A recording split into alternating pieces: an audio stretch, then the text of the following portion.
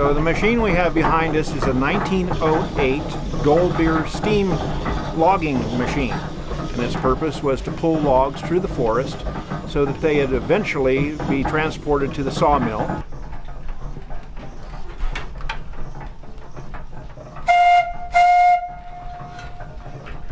So this steam engine operates essentially by a wood fire boiling a steep kettle full of water, creating steam. It carries a variety of whistles on it, but back in the day really it only had one whistle for purposes of communication within the forest.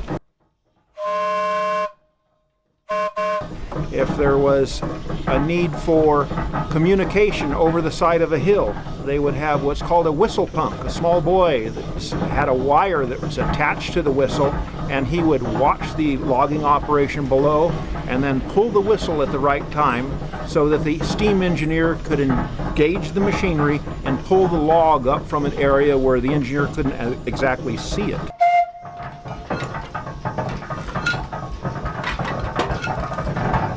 So what we will be doing is a demonstration of how this machine actually moved logs through the forest. Essentially, the loggers would drop the trees and this machine would roll the logs into two-pole chutes, which is basically a road through the woods.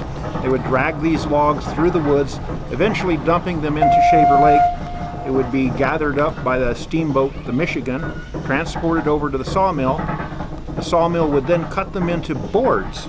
The boards would then be dried, and after a period of time, when they had sufficient buoyancy, they would kick them into the flume. And then the flume was 42 miles long and would reach Clovis 6.5 hours later. So at the turn of the century, this was the latest and greatest technology.